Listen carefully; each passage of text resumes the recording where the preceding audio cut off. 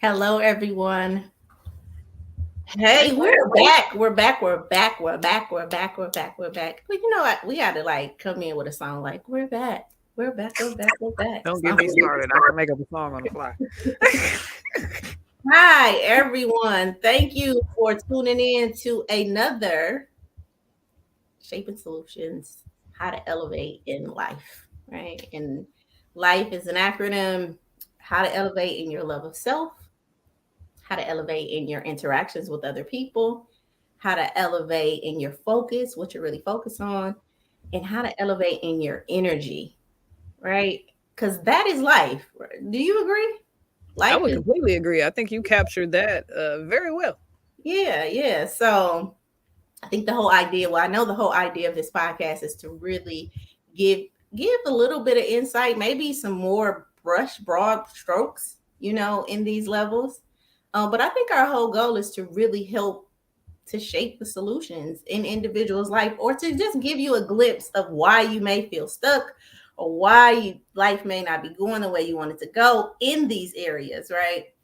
And so we have these kind of candid conversations, Danielle and I enjoy them. I do too. I enjoy them.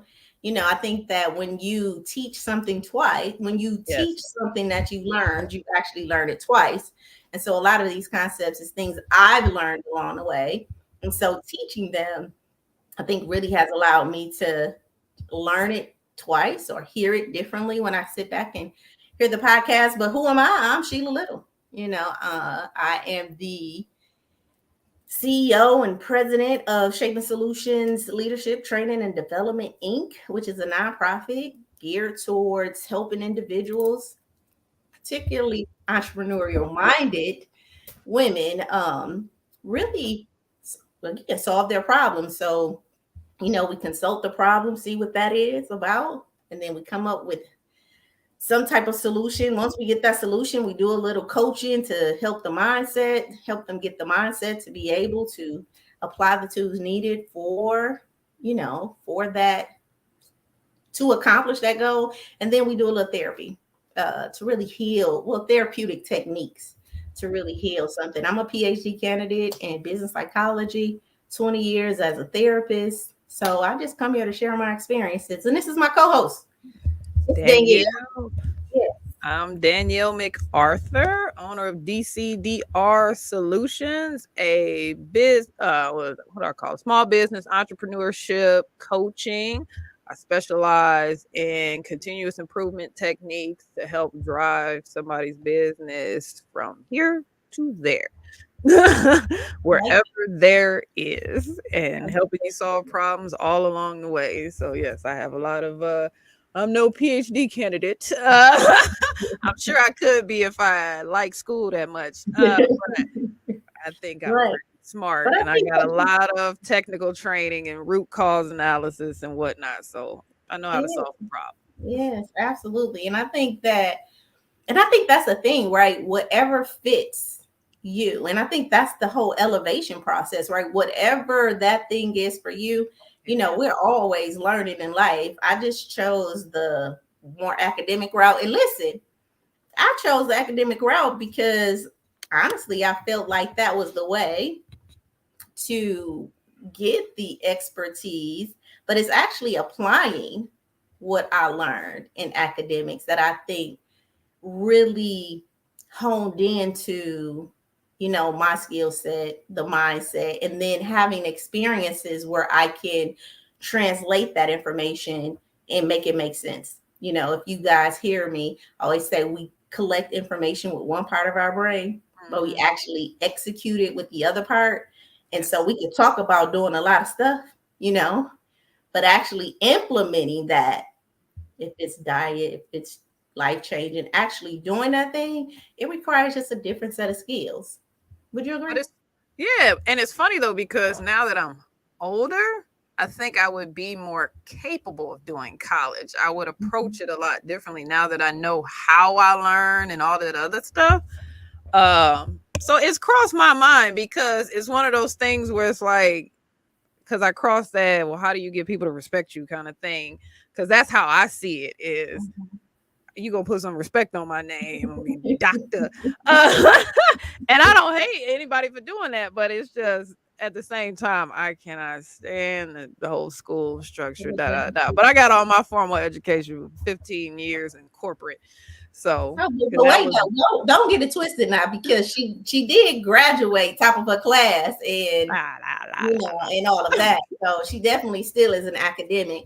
So before we get into our title, let's just kind of come together, right, in a moment of just bringing ourselves centered. It's in the evening, everybody's settling down, so let's just kind of take a deep breath so we can really be receptive of the information. Did you do your fingers? let's be receptive of the information that's coming through, because I really do want it to, and I know Danielle does too, want this to be empowering information that you can use to help you find the clarity in the chaos in your life. So just take a deep breath and just breathe it in, let the day go, and we're ready. I think we're going to start, though, with a word of encouragement. What is our word of encouragement today? Words of encouragement. Words of encouragement. Let's see. Do we have something, Jay?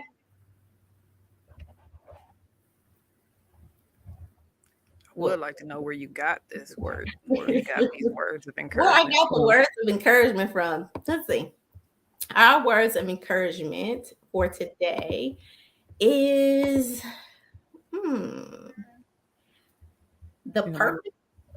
You got it. The perfectly in tune man has already assumed the wish fulfilled.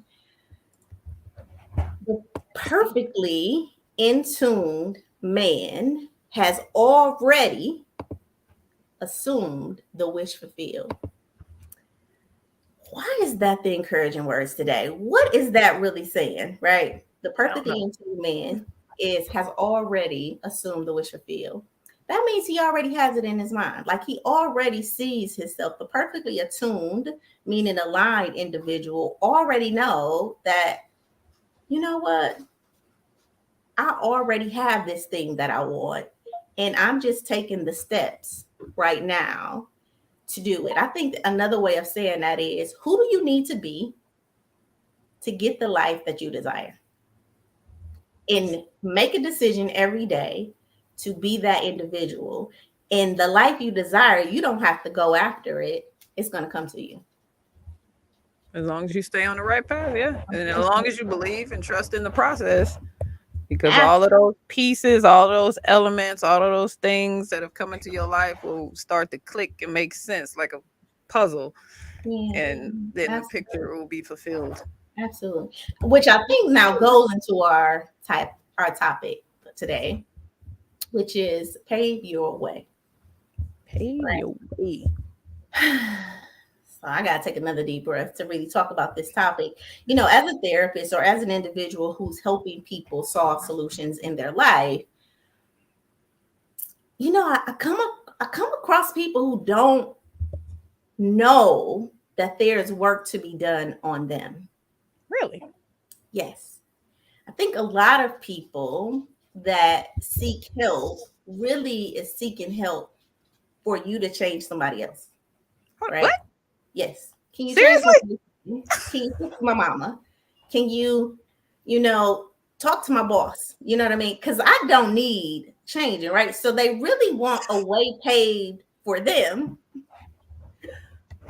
What? Yeah.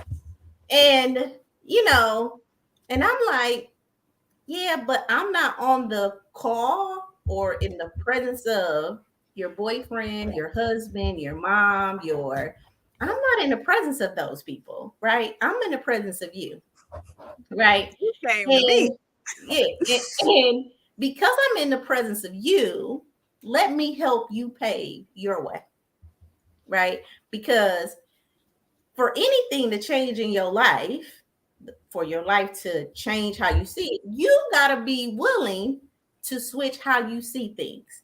So you got to have the courage, the tenacity, the wherewithal to change the way you see your husband, the way you see your boyfriend, the way you see your friends, the way you see your mama, your daddy, your coworkers, because they can all change.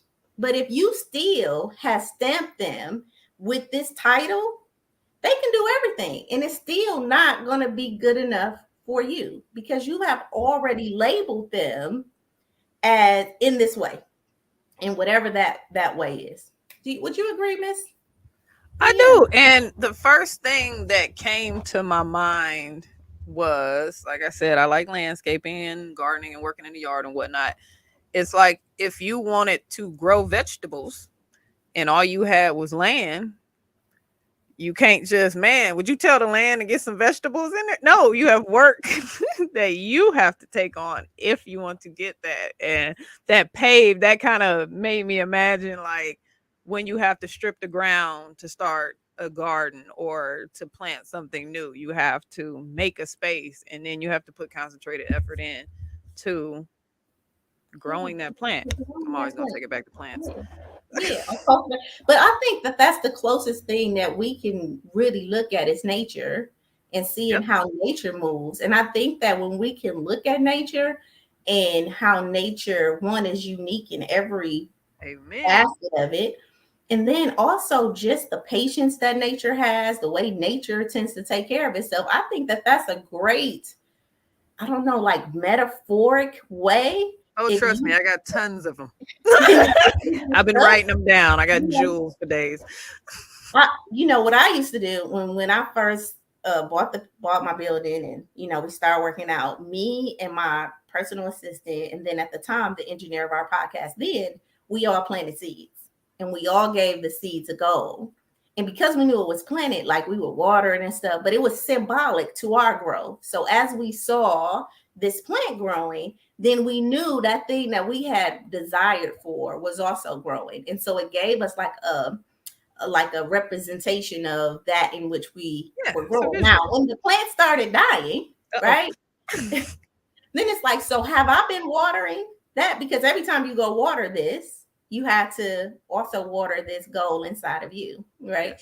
And it was just very interesting. And we saw them plants like sprout up and grow and fall all over. And I think I had basil. And so I used my basil to like cook stuff. Yeah. And so, but this whole idea of pave your way is truly, that is our responsibility, and again, this is an adult concept. So, there's 3 levels in life. Like there's codependent, there's independent, and then there's interdependent. And so many of us are so used to being in codependent situations, right? And codependency is like I have a hook, like I'm doing this for you so you could do this for me, right? Because I really need you to do that thing that you do. So it's more of a manipulation in the relationship that really takes away from the authenticity of any relationship we have. Sometimes we're in jobs that we're codependent on. Like I'm only here because I need your paycheck, right? And you see how people show up to codependent jobs, like, like, oh, I can't wait to leave, right? And so when we think about codependency, think about my need. I have a need. I need you to fulfill my need. And because I need you to fulfill my need, then there may be some emotional tension here if you say no, right? Yeah. If you reject me in any way. Independence, though, is this idea where I don't need you. My cup is full, right? So I don't need you to pay my bills. And we tend to dislike independent people because they can come across cocky or arrogant or, but it's really a place that we all desire to be. I don't need growth phase, like you said. You should get to a point in your life where you don't depend on anybody. Now, how long that phase lasts is up to, the next phase. Yeah. So independency is the bridge that connects interdependence to codependency. So you go from codependent and then you have to go on the bridge of independence, which is very egoic, which is very selfish, if you want to say. But again, I don't need you and you don't need me. And when we meet those type of people, kind of rub us the wrong way, but it's needed. And then we move into the territory of interdependence. And interdependence is like what me and Danielle is doing. I'm on the show And I understand that Danielle has a skill that I don't have. She has a voice that I don't have. And we're more like puzzle pieces. Like we fit together and we understand that in our fitting together, the picture is made whole, right? Yeah. And there's a bigger call, there's a bigger impact, there's a bigger thing in our life. You have to have an ego at the same point. Yeah. At some point, yes, you have to have an ego at some point. Pep, that's hey Pep. And then So you gotta learn how to check your ego. when you move into interdependence, that's when you learn to let the ego go. Okay. And so we're talking about how to pave the way. And again, the reason I went over those independent, codependent, independent, and interdependence is because, like I said, I think we want people to pave a way for us. We want things done for us so it can be easy. But no, it's not. And you're going to have to pave a way for your life. So the first thing to paving your way into the life that you desire and ultimately deserve is RP, which is paradigms. Right? Everybody's favorite Paradigm. You say what the hell? Everybody's favorite spelling word. Paradigm. Paradigm. Do you know what a paradigm is? Look, nope. Look, it's one of them things where it's like, I got a vague concept, but I'm not even going to embarrass myself publicly. So in this instance, a paradigm is how you see the world. So it is literally, we have paradigms and we have to shift from, I need you to pave this way for me. I need you to make this easier for me. I need you to do this. We have to switch from that paradigm to an achiever paradigm, where it is to an achievement paradigm, to a success paradigm, to where I am responsible for my life. And paradigms, if you think about it, paradigms is like shades, right? Okay. Well, if you have on blue shades, then your paradigm of life is going to look blue. If you have on red shades, then your paradigm in life is going to be red. Now, based on emotional intelligence, there's 4 paradigms. Okay. The first paradigm is fear. So you see the world through a fear paradigm, right? That I can't trust nobody. You can't trust the world, everybody out to get me. Everybody out to get me. Let's see. I got it up. Let's see. That I have to do this, like I gotta go to work every day, I gotta work hard. That it is me against you, right? Yep. That is the paradigm of fear, right? We blame others for the things that happen to us. Everything. This my mom problem. My mama didn't raise me right. The teachers didn't do right. Like somebody else is to blame for your current situation. So that's a fear paradigm, right? Right. And you ultimately just feel powerless, right? You feel like you can't control your life. So instead of, controlling your life, you actually want to escape from it. So you change the subject, you make stuff about different things. You like somebody come bring some up to you, and then next 5 minutes, you in that same minute, you like, well, what about what you said? So you're very confrontational. You can't really tolerate conflict management because it's a fear paradigm. Right. So that's the first paradigm we see the world through. Fear. Boom. The second paradigm we see the world through is duty. So this is based on emotional intelligence. Duty. Okay. Duty. Duty is I ought to do something. The characteristics of it is like, you ought to be doing this. You should be this. So like as a woman, you ought to do this. And you should be. And as a Black person, like, oh, you ought to do this, or as a Christian, or as a whatever. So it is really pleasing others. So how should I be to make you happy? Because I'm at your duty, right? Like it's a duty phase. It's like really saying that this is how you ought to be, and this is how you ought to do. Okay, we see this a lot in church. Like as a certain religion, like you have a duty to wear your dress to your ankles, right? Or we see this in gender, like as a woman, you ought to be the cleaner of the house, right? Yeah, very much a duty paradigm, right? Very much duty. very much conforming, Have right? to cook all the meals. Yes. And in this paradigm, it is that I don't want to rock the boat. Like, I don't want to cause any problems. Just tell me what you want me to do. Tell me who I need to be so I can conform to that. So there won't be any conflict because I'm just trying to like not rock the boat, right? Just keep swimming. Just keep swimming. I just don't want to cause no conflict, right? And the reason I don't, right, is because I want to have some security. Yeah. I want to have some kind of consistency. I want to be approved by you. I want you to like me. And in you liking me, then I feel safe with me now. Okay. Mm-hmm. So, first paradigm, fear. Second paradigm, duty. And then we get to start shifting because the third paradigm is called achievement. And that's what we just talked about, independence.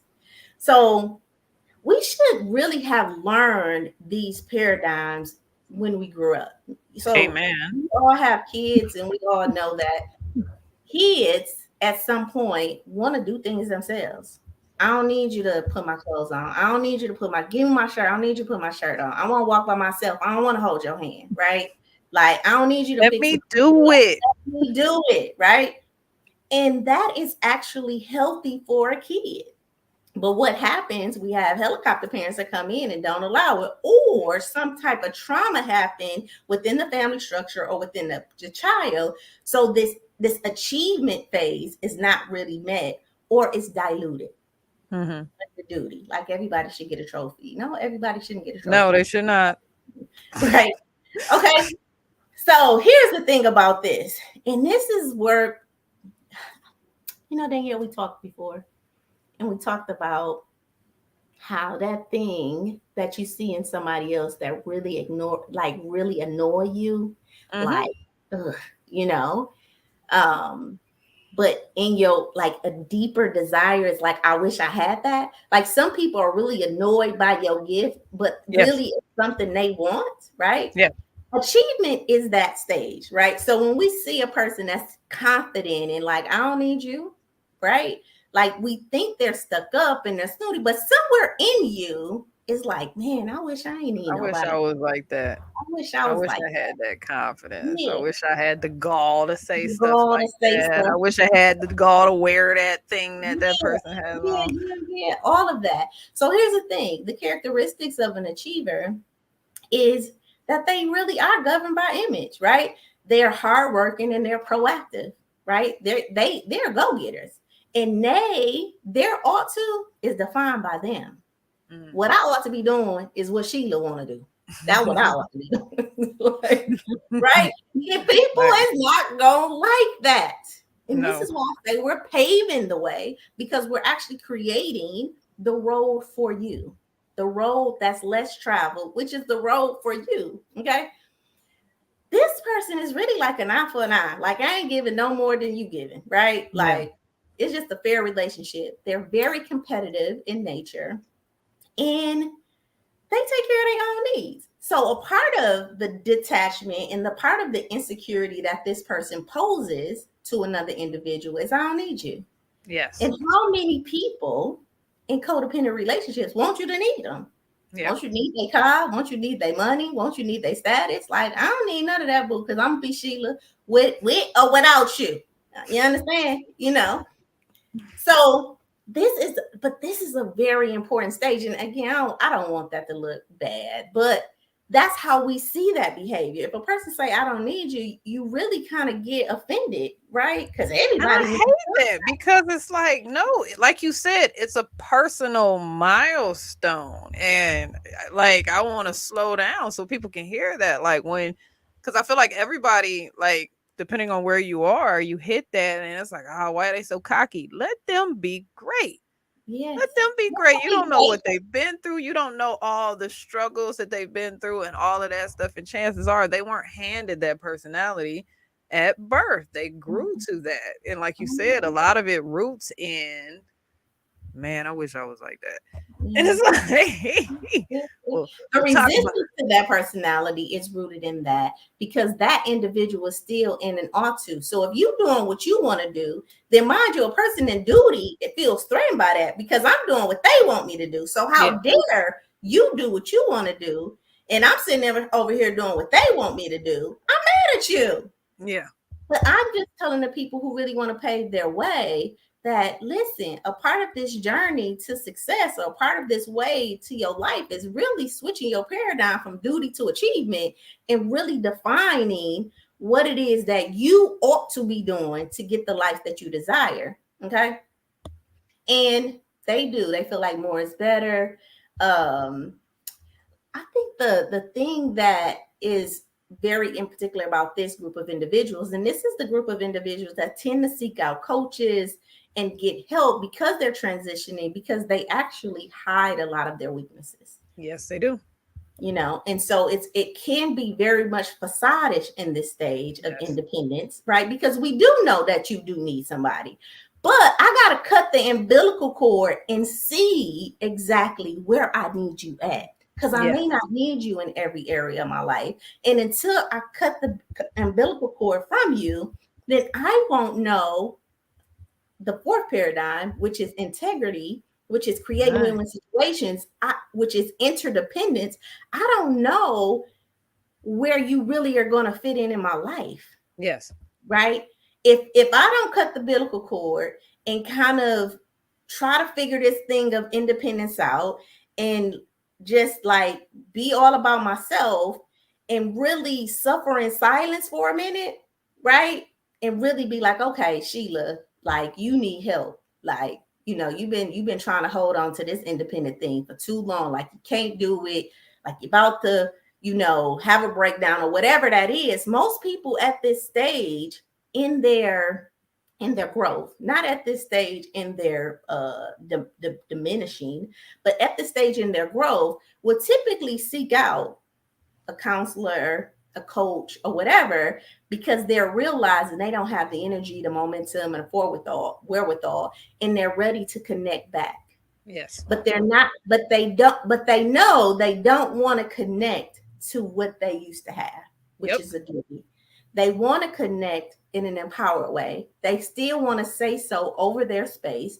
They still want the autonomy of who they are. They don't want to lose that in their relationship at their job. They don't want to lose that in their relationship with their mate, or with their family that they're trying to reconcile with. They don't want to lose it, but they don't have the skills to go into those interdependent relationships and stand in integrity in themselves. So they typically reach out, seek a coach. And if you're in this stage of, achievement, right, you definitely can contact one of us to do an assessment, and we'll, get you in the right direction. Or if you're in duty and you feel like, hey, you know what, I want to be independent, I want to break this umbilical cord, I just don't know how. So people tend to start getting help between duty paradigm and achievement paradigm, so they can ultimately get to integrity, which is that fourth paradigm. right. And that's basically where you're seeking out win-win situations. Look, Danielle, I want you to win, Sheila, right? I want you to win. We all winning.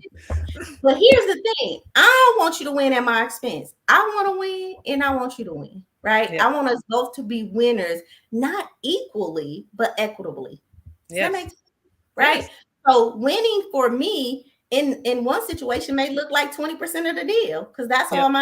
all I want. But another winning in another relationship could look like 80% of the deal. Yep. Right. So we Depends get on to the person. define what winning looks like for us in integrity. But as long as it's in alignment with you, that's because in this integrity paradigm, you get to choose what you want. You get to choose it. What do Amen. you want? What do you want to live? What do you want to work? What kind of relationships do you want to be in? You ultimately get the choice. In this paradigm, there's a lot of realness in this individual, and a lot of vulnerability. They make choices consistently, right? Mhm. So this person you can possibly trust. But and they are service to others. They're giving their life, because it's not taking from them at this point. I don't have a an agenda. I want to do this. Okay. Yes. So these are the 4 paradigms. To pave a way in your life, one, you need to know which paradigm you currently are on. Are you in fear? Are you in duty? Are you in achievement? And are you in integrity? Right? And then you have to choose to move up so you ultimately are in integrity. Because only when you are aligned in yourself can you, which is actions. That's our next one. Be able to take the actions that's required to ultimately have the life you deserve and desire. Okay.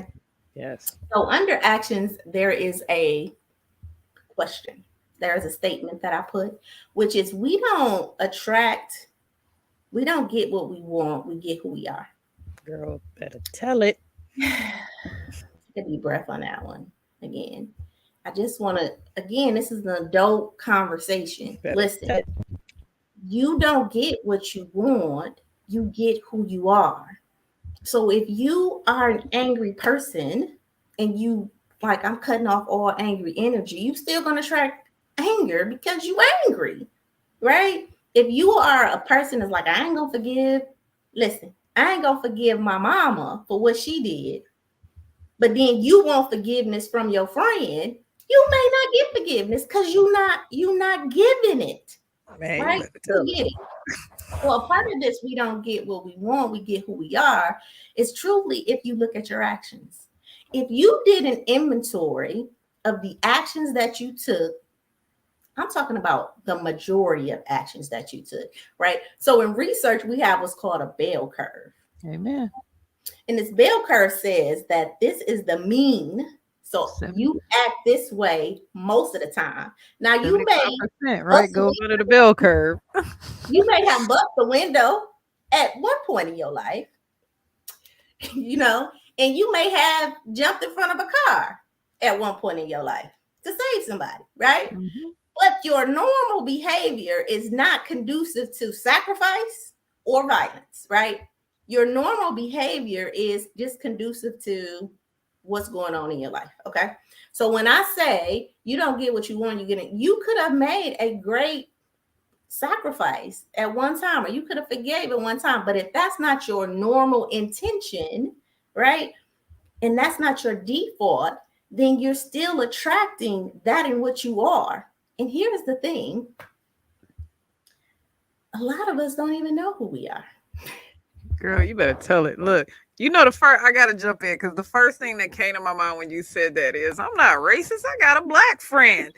You got one? Like that's what it made me think of is it's like, but it's more to it than that. Like you said, Yeah, who are you who are you? Right? 75% of the time? Because Yeah, that's the bell curve. Look, because that's what my thing studies statistics. So yes, the yeah, bell yeah, curve. the bell curve. So if your Majority. mean action, if in the means, MEANS, right? Yeah. That means your average Under amount normal of time circumstances. you are arguing with somebody, maybe you're just confrontational. Maybe it's not them that's confrontational. Maybe it's you. If you arguing every day, right? Or you in some type of conflict every day, and you like, but I need you to be my peace. But you conflict all the time. The math don't math on that one. Yeah, it don't add up. And listen, that is not a right or wrong thing more than it's an awareness thing, right? Yes.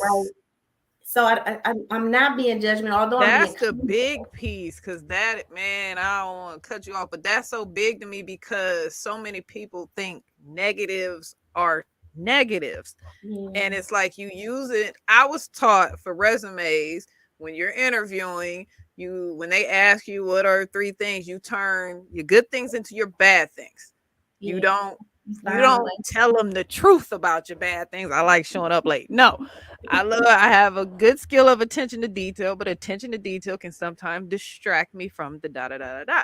You Yeah, have to find the what balance. people think are negative. Like you said, if I'm confrontational, there are plenty of career fields that love confrontational people. Yeah, You yes, know, and if absolutely. you Maybe moved your personal. Yes, energy from from relationships to a career, you pay to be confrontational. That's the immediate spin on how you perceive yourself. So Yeah. yeah, I agree. I don't want people to think, oh, she's picking on me. No, it's just all about how you view it and where you And so direct here's that the thing, energy that is within your bell curve. yeah. What'd you So say? here's the thing, like your screen slowed down, so it's like you matrix that one. Like you may need right to let me slow this down for you. You Yes, may need to take that confrontation, which could be a gift yes, in another aspect of your life, and use it correctly. Use it that yes. way instead of using it in your relationships with people, because there are, that could be your gift that you can argue somebody down. But if it ain't working for you, then you getting conflict back. That means you're And pointing so your. this whole action thing and paving your way, it's really seeing what your actions are, becoming aware of your actions, right? Are you the type of person that says you're going to do something and don't do it? Are you just becoming aware in a non-judgmental way? Yes. Because listen, what you resist persists. And judgment is a form of resistance. Let me say that again. Judgment is a form of resisting, right? Because it's like you're judging it, wishing it was something different. And so that's why we want you to look at your actions in a non-judgmental way, right? And just look at, let me do an inventory of my actions for the next week. Maybe just tomorrow. Like, how am I speaking to people? Am I coming across in a way that's inviting, or am I shutting people down? Am I quick What is some, tempered? what is some feedback people have given me over Giving the me years over. that I didn't quite agree with? But I think I said that before. Take a step back and really look at that person. Somebody said something to you for a reason. Yeah, So why did they say it to you? yeah. And remember, you're paving your way because where you're at, you don't want to be. So this conversation is not for the individual that's where they want to be. This conversation is for the individual that is not where they want to be and feels like the life that they want is somewhere out there, and they're trying to chart a path to get there. And so the first thing they're going to need to do is shift their paradigm, right? From fear and duty to achievement and integrity. And then you're gonna have to look at your actions, right? Mhm. The first part of your actions is just taking an inventory. Let me see, how am I behaving, right? Because if I'm attracting a life that I don't want, then what am I doing to attract that, right? Mhm. And then the second part of actions is, now what do I need to be doing to do that? Yes. Right? Right? Now I'm gonna change that. The first part of that is, what are the actions I'm doing? And then for me, it's stop it. Stop doing that stuff. Second step. Stop doing the things that got you here. Okay. That would be my second offer. And then my third offer would be, and then learn a new way. I think a lot of times, and that's what I teach in my Stopping Now program, because a lot of times in the Stopping Now book that's coming out, because a lot of times we just jump from this to that. Like, I want to learn new. And in my experience, we just keep accumulating new things and new things and new things. And it's only packing that old behavior down deeper and deeper. So when you go to do an inventory, you really are in a delusion, because that thing is still in you. That anger is still down deep inside of you. That resentment is still deep down inside of you. That negative disposition about somebody you ain't forgiven is still down up inside of you. Now, you can have went and got new friends to overshadow that, or a new job, or new whatever. But if you didn't stop the resentment, if you didn't stop the anger, if you didn't stop that emotion, it's still attracting like energy to you.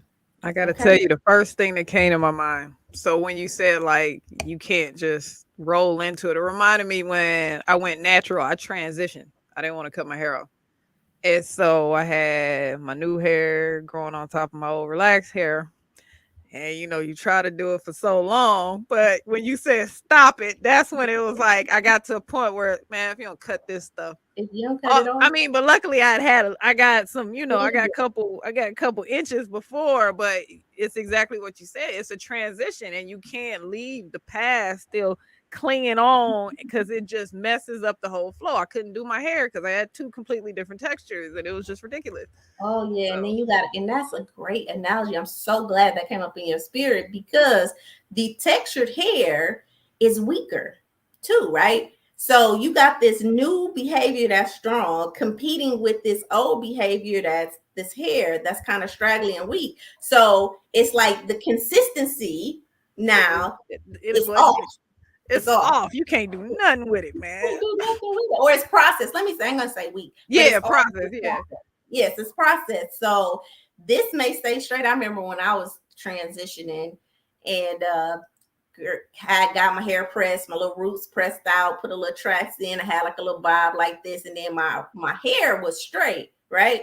Yeah. Went to the club. Everybody know this, the Cadillac Club, and it's hot in the Cadillac Club. And I looked up, and my roots looked like this, and then my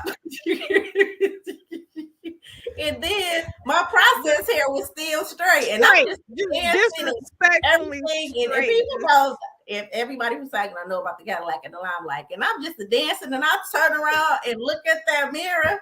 You look like a and I was like, why didn't y'all tell me? So I think that's a perfect example of why we need to stop. Stop it. The stop it is all right. It's time to cut all the relaxer out. Cut it out. All the process. And I'm glad we're using the word. Yeah, I'm glad we're using the word process too, because that old part of you is a process self. It has been conditioned to behave a certain way, right? And we need to cut that old process out of our life before we actually start a new process in our life. And so after you evaluate your actions and see what you're doing, stop that action. So it's a difference between, if you're a mean person and you just don't speak, it's hard to say. So if you ever met somebody that always has something like,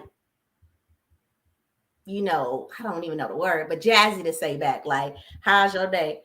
It'll be going better if such and such, you know what I mean? You like, So it's hard to get that person to go from, oh, my day is beautiful and wonderful, right? Right. So what you would do is you would get that person just to stop responding in that way. You know what I mean? Just hi. I'm good. We're not trying to jump you to, hi, I'm having a good day, right? We're not trying to jump you all the way over there. We just want you to stop responding the way you're responding. All right. So action. Look at your actions and stop them, right? To pave the way, to pave your way to the life that you desire and deserve. And so now we have a paradigm. We just switched our paradigm. We're looking at our actions, right? We're stopping the thing that's not working for us. And then we do V, which is get a vision. I get sad when I start thinking about this, because I think the Bible say my people perish from lack of vision or knowledge. One and the same to me. We definitely know, Miss Danielle, what we don't want in our life. Amen. But do you know there is only a handful of people that have a vision for what they do want? Really? What do you want? I think Eric Thomas said this.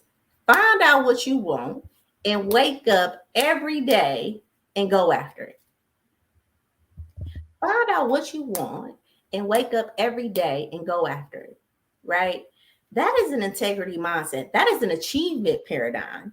Yes. I know what I want and I'm going to go after it. And I'm going to bulldoze down any tree and any person that's in my way. Nothing's going to stop me as long as it's positive focus. Right. And so that's what I said. You have to change your paradigm, the P, from fear to duty to achiever and integrity. Because to be an achiever and to pave your way, you got to have a vision for your life and you got to know the direction you're going. Yes. Point blank, period. And that is the anchor. And I tell y'all, hear me say this probably every show. Either you running from something or you running towards something, but you can't do both. Can't do both. Right? That stop it in the middle. You gotta stop running away from what you don't want to run towards what you want. To start running towards what you do want.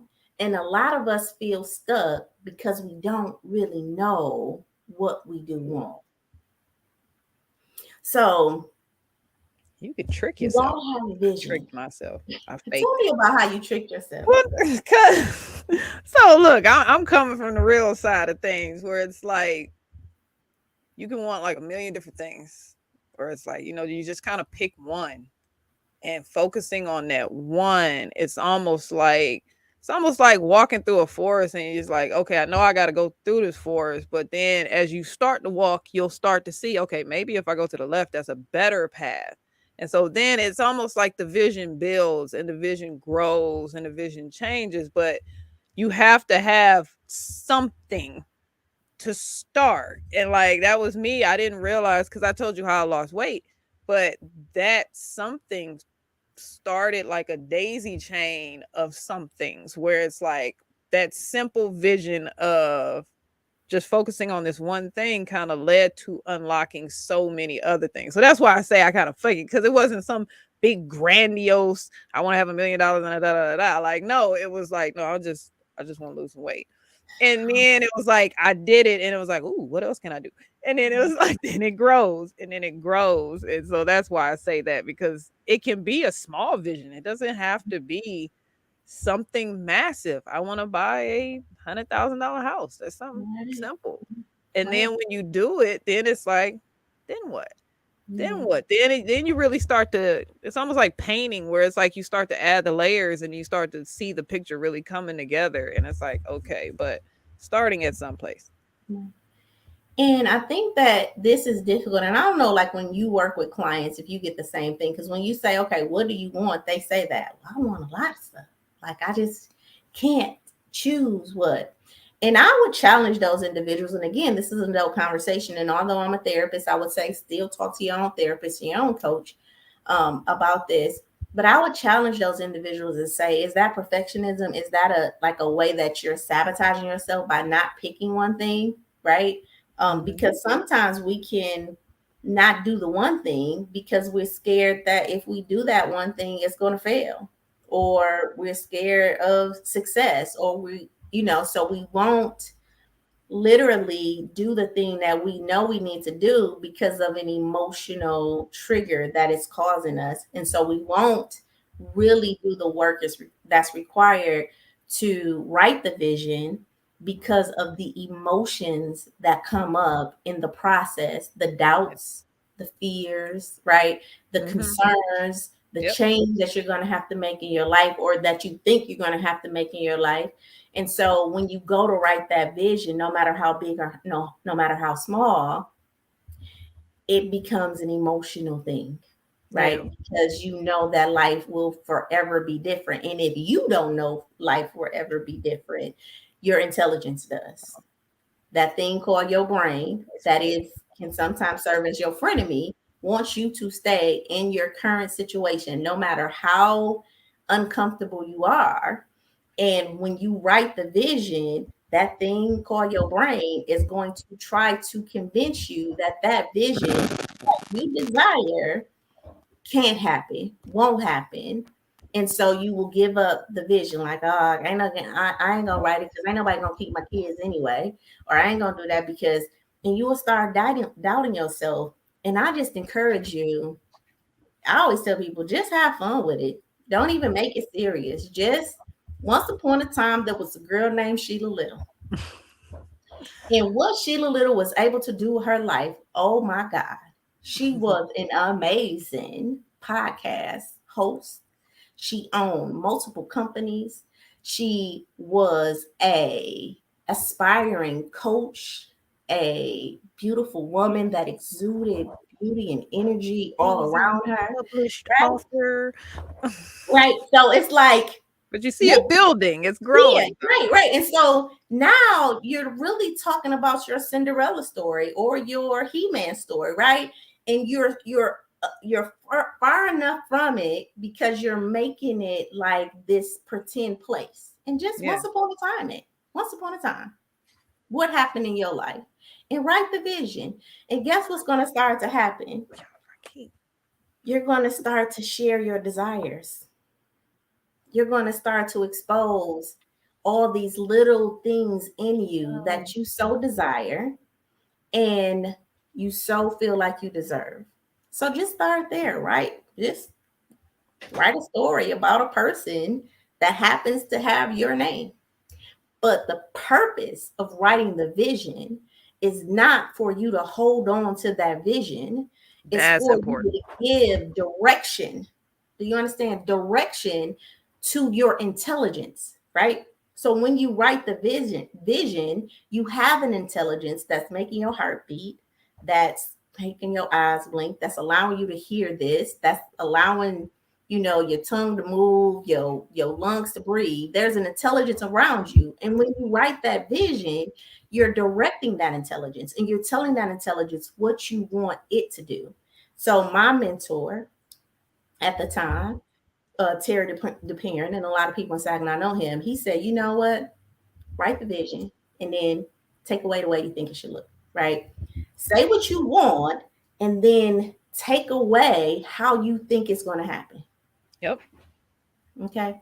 But just writing a vision is so important. Use your imagination. We're creative beings. We were here to create. Write a little vision, write a big vision. I don't care, but just write a vision that you feel like you deserve in your life. That could be in your relationships, that could be with your children, that could be with I love what you said because I'm a movie person. I love a Mhm, good movie, and I remember you had I want to be the leading lady. in my Yeah. life. But Yeah. to me, that's the equivalent of a vision. What do you want your life movie to look like? Because it's a movie. It's got the intro. It's always going to have a climax. So there's going to be some kind of drama or something or heartbreak and yada yada yada. But at the end of the day, how do you come out of your movie? Is it a tragedy? Do you end up broke at the end? Or do you come out on top as the hero that overcame all of these challenges and found people to help you and whatnot? I think that is a good way to think of it to help people kind of ground in that concept is what do you want your life movie to look like? If somebody else is watching this movie when you gone and everybody talking about you, what you want them to talk about? Yes, yes. And to add to that, what do you want them to talk about? And know that a part of you wanting to change your life is because you have a vision for your life.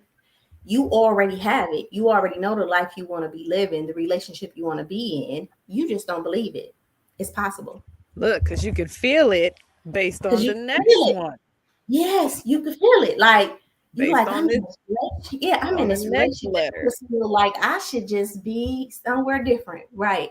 And how you know is based on this next Nope. letter. Thank you, Miss Danielle.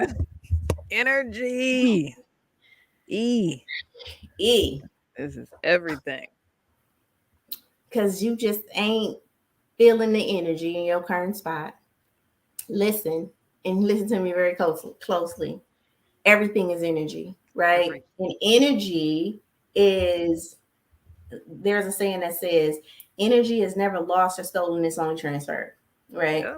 First So law, if thermodynamics. it's right, so if energy is never lost or stolen, it's only transferred, then the way I learned about it was that it's like right now, if I had a song on my phone, I can share that song on my phone to Danielle. I can share it to Facebook. I can share it all over social media, and I still have a copy of that, right? That's the transference of energy. So Mhm. people can transfer all of their energy onto you, and then you can too. And when we're not in the right energy, right? Because we feel misaligned, and how you know you're not in the right energy is because you feel it emotionally. You feel Either it. you're numb apathetic, you don't have any emotions, Or you're or angry, upset, angry, agitated, and just bothered. aggravated and bothered and living in fear, right? All of these are lower energies. Apathy, guilt, shame, depression, all of those are what we call contracting energies. They are, and that's why when you're around those energies, you feel like, man, drained. Like that person is like a black hole and they're just Yeah. ciphering like all of your energy out of it. And that is what's unhealthy. Actually, that is what's unhealthy about codependent relationships. When we talked about this in the first part of our podcast, when you're in a codependent relationship, you have two black holes that are ciphering and trying to absorb. Become the bigger black hole. Yeah. Take. And there's no giving. There's no true giving because the people are in lack. They're either in lack of discipline, right? Which is why they may have an addiction or something like that. They are in lack chemically, which is why they may have like depression and anxiety and things like that.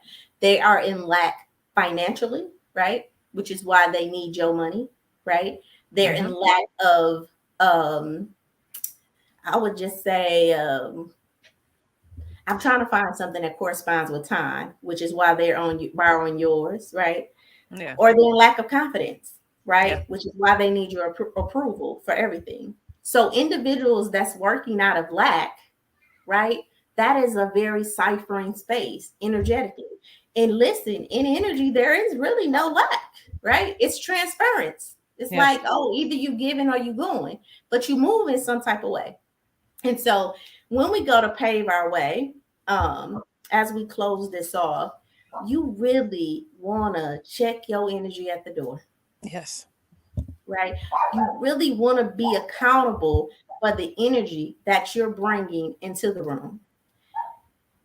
So I talked about the contracting emotions, which means the absorbing one, but we also have expansion emotions. In the way that you can take control of the energy of your space is to be expansive, is to give and give abundantly and give that thing that you want to give, because the more you pour out of you, the more it will come back. The more it's going to come back in that thing like you're pouring, but the less, listen to me, the less something can infiltrate you. So if you are pouring from a genuine space in you, from a genuine place, right? You're pouring out, and somebody try to say something negative about you, about I ain't hearing it. Shing, deflect. Right. But if you I'm not too busy shining. Right. If you're not pouring though from an authentic place, right? From if you're pouring from a fear place because you want somebody to think something, or you want somebody to be some type of way, you want to show approval, like yeah, you're gonna get dinked every time in the head with some type of energy. And then I also want to say this. We talk about energy all the time, and I always hear this: no negative energy. I'm on positive vibes only. I just want to tell you that's just not how life works. It's not. Right? It's cycles. It's almost like a sine wave. Yes. And it's how frequently you spend on those, or how big the dips are. Yes. Because if you got a decent sine wave, you're gonna have low energy. It's gonna happen, but it's all a matter of how fast you can come out of that and return to the good energy. I completely agree. That's almost setting yourself up for failure.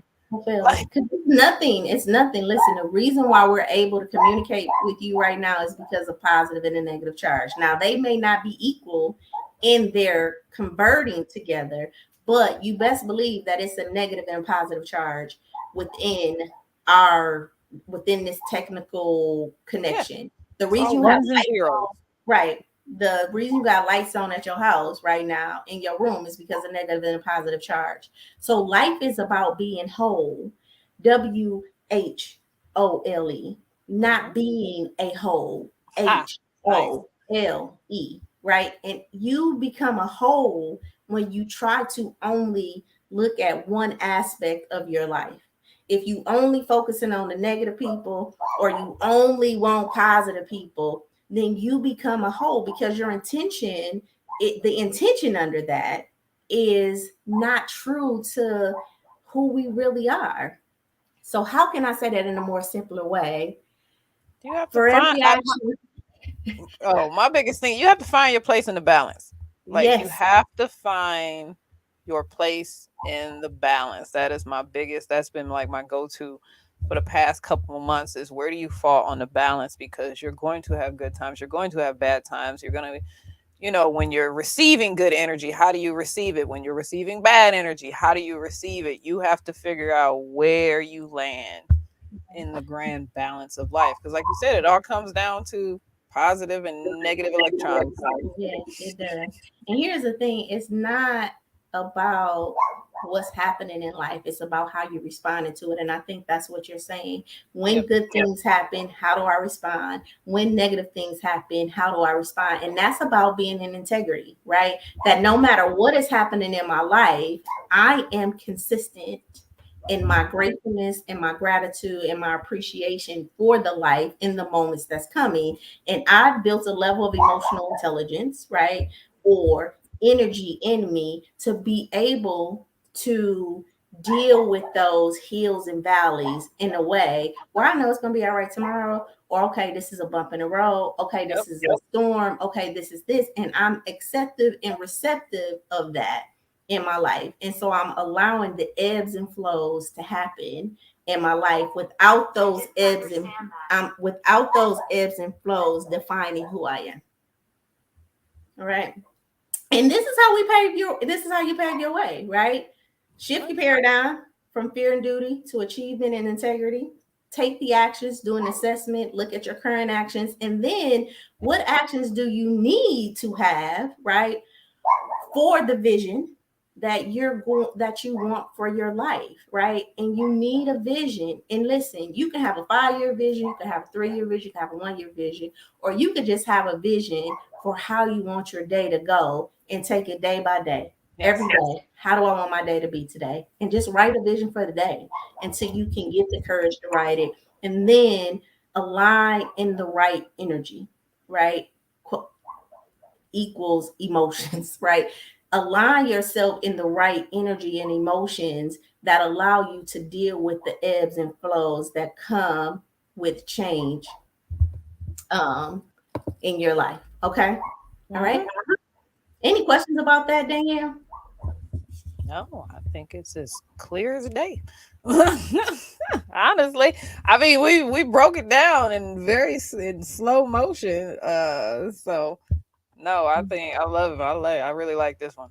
Yeah. There And you go. again, paving your way is not for everybody. These are for the people who are really looking for something different in their life, seeking different, and not difference outside of you, right? Not this, oh, I want him to change. I want her to change, right? Not people paving a way for you, but you paving a way in your life, because when you change in your life, the people around you will change Be the change you want to see. in the world. Okay. That's one of my favorite quotes. I say that to everybody. Like, Yeah. be the change. Yeah, that you Don't wait want to on see nobody you. else. You want Yeah, something to change? Go for it. absolutely. Absolutely. So that was our show. Remember, you guys, to click the link and do our 30-day affirmation. I think I'm on day 24. And I want to say my affirmation was that I work in. Let me see what my affirmation was today, because I loved it. And here's the thing, I'm doing this affirmation challenge, right? And it's funny because I'm like, oh, let me click and see what today's affirmation was. Like you ain't You the know, one who made them. Listen, today's affirmation was, I speak positively about my coworkers and they respond by speaking positively about me. I'm in week 4, which is all about energy. And you get what you give. And so, yeah, speak positive about the people in your life so they can speak positive about you. You guys can follow us on all social media handles at Elevate in Life, definitely on social media, on Instagram. And then go to Shaping Solutions YouTube page. Make sure you guys follow Mid City Podcast. That's who is engineering right now our show. So thank you, Jay.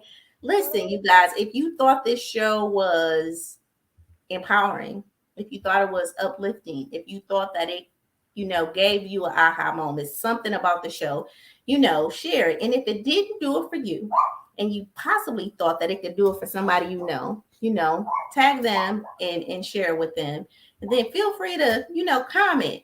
We always respond to our comments. If you have any questions or anything like that, comment. Anything you want to say to the audience? I know I feel like I talked a lot today, but you see, I felt your energy. You took a hold of it. And no, I just, like I said, I think this is what people need to hear. And I think it's a nice, safe enough space for people to casually listen in and start to be introduced to these concepts, and try to see examples of people that have reached this. And we're not saying it's just you get to such a better place.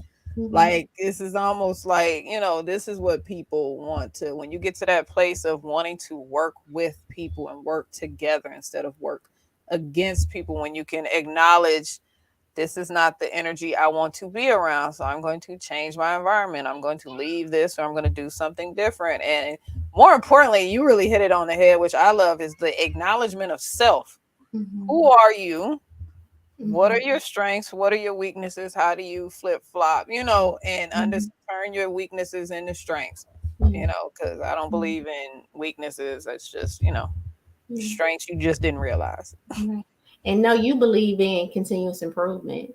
And just to follow up with your belief about continuous improvement in business, just know that life is continuous improvement. Yes. So wherever you at in life, there's always room to improve yourself for the benefit of yourself and those around you. One of the things I learned in meditation is that meditating is not just for me. It is for everybody that I encounter, because I'm still in my emotions and my energy, and I'm, aligned, then I can hear people more. I'm more present for them. I'm more able to hear with clarity. And I really do think it helps me as a coach and counselor to be able to, help my clients navigate, their problems and things like that. And hopefully it allows me to come across more clearly on this podcast, right? Which is why interactions really help, because as you're interacting, then, there's a kind of conversation now that's happening. So Danielle, I really thank you for, taking your time out to, I'm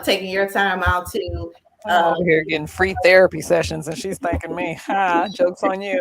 I thank you for that, right? I thank you for being vulnerable and like sitting back and like, girl, I'm excited to see what the show's gonna be about. I got my notes and all of that, because I do think that we all have something to give in life. You know what I mean? But one, we have to be willing to take control of our life, and like I said, and pave your way. And hopefully this pave your way topic, how to get the life you want, will give you a glimpse in just the discovery stage. And I think that's just what we're here for, just to kind of open your eye a little bit. Yes. You know what I mean? Peek behind the curtain, just a little peek behind the curtain. Yeah, just a little peek, so that you can just start asking yourself some critical questions. So if it's elevating life, shape your life, set your goals, set in it, go get her, whatever today, stop it, whatever the acronym is that is for you. I hope it just gives you just a little bit of enough energy and enough inspiration to go out the life that you desire and deserve. I'm Miss Sheila. I'm Danielle. I love you. I thank you guys for taking your time on investing in here, and we'll see you next week. Yes.